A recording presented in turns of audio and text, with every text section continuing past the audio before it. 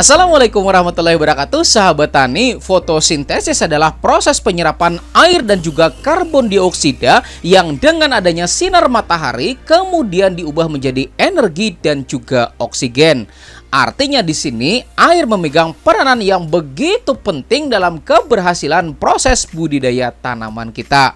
Maka pada video kali ini kita bakalan bahas detail ya sahabat tani, kesalahan paling fatal yang sering kita lakukan seputar penyiraman. Dan mari kita mulai videonya setelah intro yang satu ini. BAM!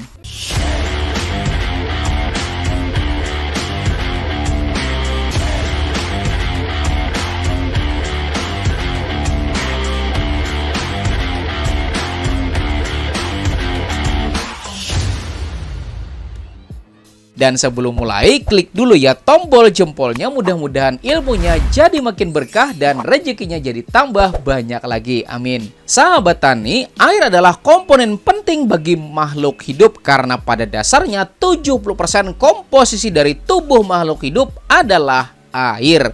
Dan di dalam proses budidaya tanaman, kesalahan fatal yang sering kita lakukan seputar pengairan ya sahabat tani, yaitu ketidaktahuan kita seputar ukuran dan juga takaran yang pastinya berapa sih kira-kira kebutuhan air per tanamannya. Lalu, apa yang terjadi kalau seandainya tanaman kita mengalami kekurangan air?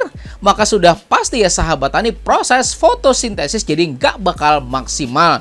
Karena sesuai definisi dari fotosintesis tadi, yaitu proses penyerapan air dan juga karbon dioksida yang dengan adanya sinar matahari kemudian diubah menjadi oksigen dan juga energi. Lagi mana mau ada energi coba kalau airnya kurang, ya enggak? Makanya ya sahabat tani, pada akhirnya tanaman kita tuh jadi menguning, kemudian pertumbuhannya jadi terhambat, kemudian layu, terjadi keruntukan pada daun tanaman, kering sampai berujung pada kematian tanaman. Lalu sebaliknya, bagaimana seandainya ketersediaan airnya justru berlebihan? Nah, maka ya sahabat tani, ada kemungkinan fatal yang bakalan terjadi, yaitu pertama sudah pasti kelembapan lahan itu pasti bakalan naik.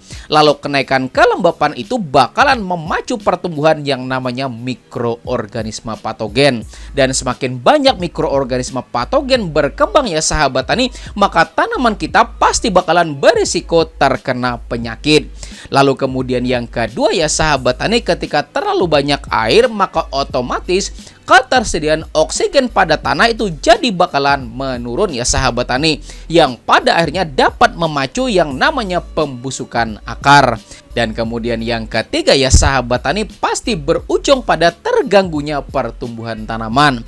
Maka dari itu ya sahabat tani, kita juga mesti tahu berapa sih kira-kira sebenarnya air yang dibutuhkan oleh tanaman kita. Maka untuk mengetahuinya itu pertama metodenya adalah dengan melakukan observasi. Observasi ya sahabat tani berasal dari kata observe, artinya mengamati atau pengamatan. Caranya ya sahabat tani, coba kita gali itu sekitar 2-3 cm dekat pada perakaran tanaman. Terasa nggak di bagian situ ada airnya gitu ya sahabat tani, atau justru kering gitu kan? Kalau ternyata kering ya sahabat tani, maka artinya perlu kita lakukan namanya penyiraman. Kemudian cobalah ya sahabat tani siramkan misal sebanyak 100 ml terlebih dahulu. Kemudian biarkan sampai besok hari gitu ya sahabat tani. Kemudian besok hari coba cek lagi gitu kan, sampai kedalaman yang sama gitu kan, rasanya sama nggak kira-kira dengan yang kemarin gitu kan. Kalau misalnya sama ya sahabat tani, artinya 100 ml tersebut bisa jadi ambang minimum kita melakukan penyiraman. Dan kalau ternyata rasanya masih agak basah gitu ya sahabat tani, artinya 100 ml tersebut bisa dibilang cukup dalam kita melakukan penyiraman. Nah itulah ya sahabat tani, cara pertama yaitu observasi. Dan cara yang kedua ya sahabat tani, kita juga bisa menggunakan rumus. Dan rumus ini ya sahabat tani sudah disederhanakan loh ya, yaitu evapotranspirasi kemudian dikali dengan luas lingkaran tanaman, kemudian dikali dengan persentase rimbun daun, lalu kemudian dikalikan dengan angka 1000. Nah, terlebih dahulu ya sahabat tani, saya mau jelasin dulu apa itu evapotranspirasi. Jadi ya sahabat tani, evapotranspirasi itu terdiri dari dua kata, yaitu evaporasi dan juga transpirasi. Evaporasi dan transpirasi ya sahabat tani. Nah, coba jawab pertanyaan saya berikut ini. Anda pasti pernah masak air kan? Dan apa yang terjadi coba kalau seandainya ketika airnya tuh udah mendidih ya sahabat tani, justru kita tuh lupa matiin kompor coba. Lalu apa yang bakalan terjadi coba? Ya pasti airnya sedikit demi sedikit bakalan berkurang ya nggak? Nanti bakalan habis ya nggak sahabat tani? Nah, proses habisnya air akibat penguapan itu disebut dengan istilah evaporasi.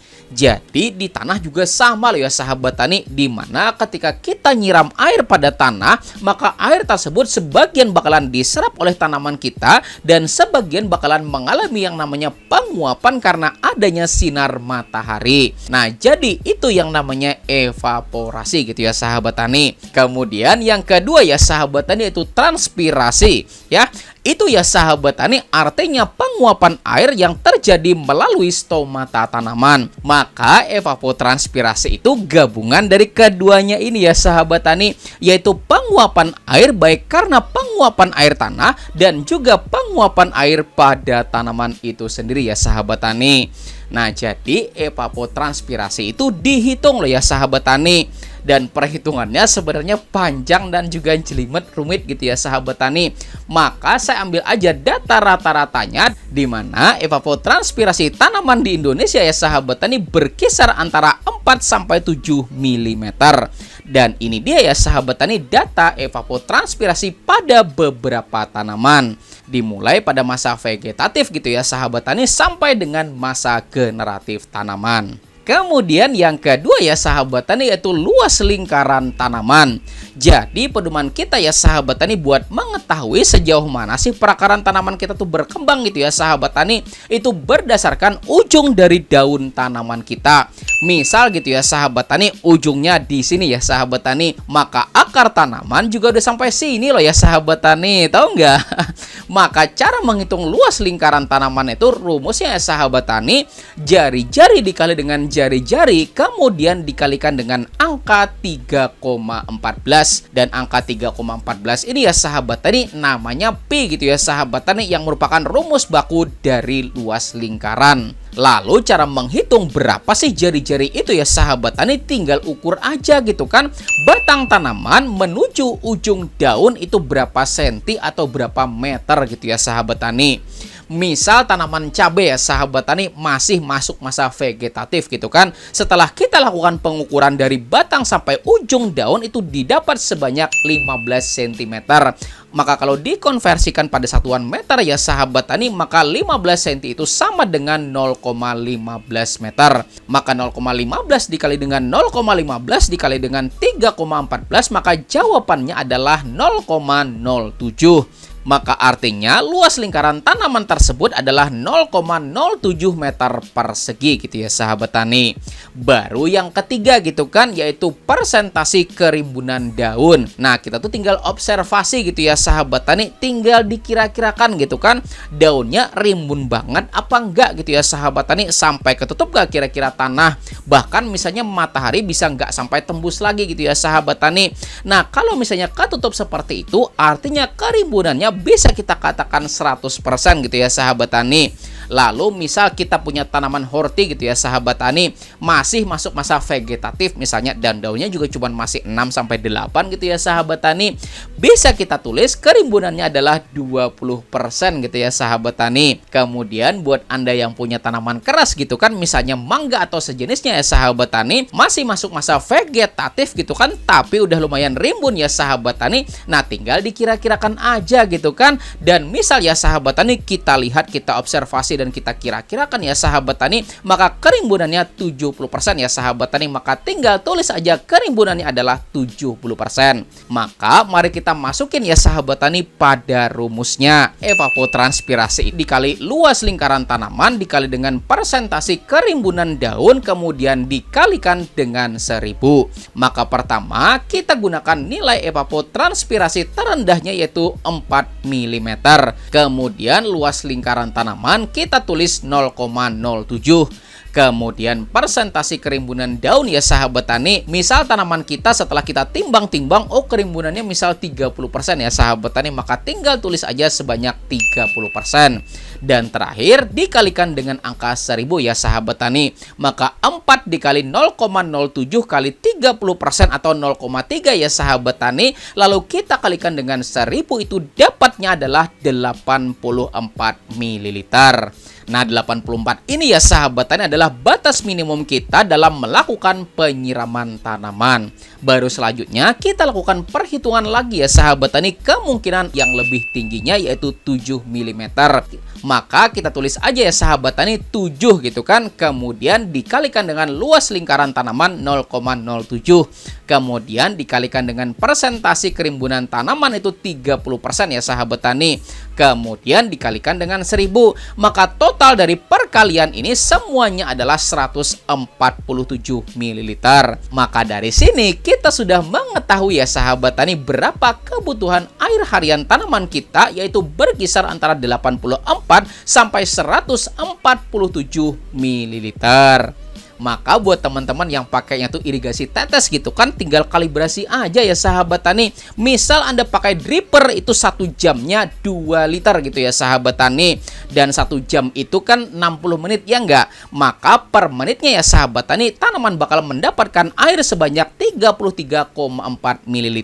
Maka artinya 84 dibagi dengan 33,4 itu sama dengan 2,5 ya sahabat tani. Dan 147 dibagi dengan 33,4 itu sama dengan 4,4. Maka artinya ya sahabat tani, penyiraman pertanamannya bisa dilakukan dengan rentang waktu 2,5 sampai 4,4 menit gitu ya sahabat tani. Gimana?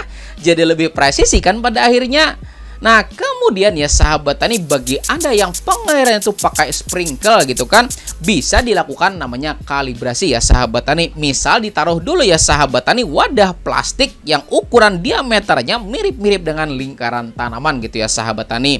Kemudian sprinklenya dibuka gitu kan, dan biarin airnya ngocor atau netes gitu ya sahabat tani pada wadah yang udah kita siapin gitu kan. Dan tunggu beberapa saat, kemudian itu tuh diukur gitu ya sahabat tani. Dan misal ketika kita buka sprinklenya selama misal 2 menit gitu ya sahabat tani, ternyata setelah diukur itu airnya ada 100 ml gitu ya sahabat tani, maka artinya penyiraman ideal sprinklenya itu kurang lebih 2 menitan gitu ya sahabat tani. Dan buat teman-teman yang nyiramnya secara manual gitu kan, maka tinggal kalibrasi aja ya sahabat tani. Misal sekali pencet kopling gitu ya sahabat tani, kemudian tahan selama 3 detik gitu kan, kemudian setelah diukur keluar airnya 60 ml gitu ya sahabat tani. Artinya kita coba naikin selama 5 detik gitu ya sahabat tani. Ternyata setelah kita pencet kopling kemudian kita tahan 5 detik, keluarnya 100 ml gitu ya sahabat tani. Kemudian pencet kopling lagi, kemudian keluar 7 detik gitu ya sahabat tani, keluarnya 140 ml misalnya. Maka setelah dapat data tersebut, maka pengocoran bisa dilakukan dengan rentang waktu 4 sampai 7 detik gitu ya sahabat tani.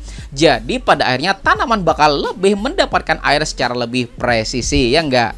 Maka sekarang mari kita praktek bersama ya sahabat tani. Silahkan teman-teman nanti dihitung gitu kan, dan jawabannya silahkan tuliskan pada kolom komentar gitu ya sahabat tani. Misal gitu kan, saya punya mangga ya sahabat tani, masih masuk masa vegetatif tapi jari-jarinya tuh udah 1 meter gitu ya sahabat tani. Kemudian tanamannya udah cukup rimbun gitu kan, dan nilainya misal 80% ya sahabat tani. Maka silahkan dihitung dan tuliskan ya sahabat tani berapa nilai kebutuhan paling bawah dan berapa nilai kebutuhan yang lebih tinggi atau nilai atasnya gitu ya sahabat tani.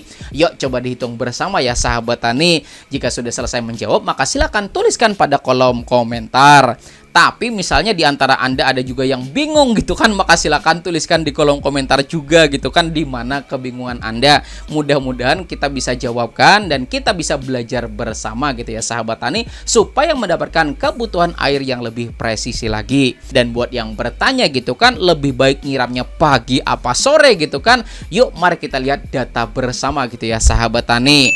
Nah, jadi berdasarkan jurnal penelitian ya sahabat tani, terbukanya stomata itu paling besar pada saat pagi hari jam 7.00 WIB gitu ya sahabat tani, dan juga sore pada jam 15.00 WIB ya sahabat tani. Jadi penyiramannya itu bisa dimulai beberapa saat sebelum waktu itu gitu ya sahabat tani. Mantap. Yuk ya sahabat tani, buat Anda yang belum klik tombol jempolnya silahkan klik dulu dan juga bagikan video ini biar makin banyak orang yang tahu informasi bermanfaat ini, oke? Dan di samping sini ya sahabat tani ada 2 video yang saya rekomendasikan untuk Anda pelajari. Insya Allah akan semakin tambah pengetahuan Anda. Saya Rizal Ansar, saya akhiri ucapan wassalamualaikum warahmatullahi wabarakatuh.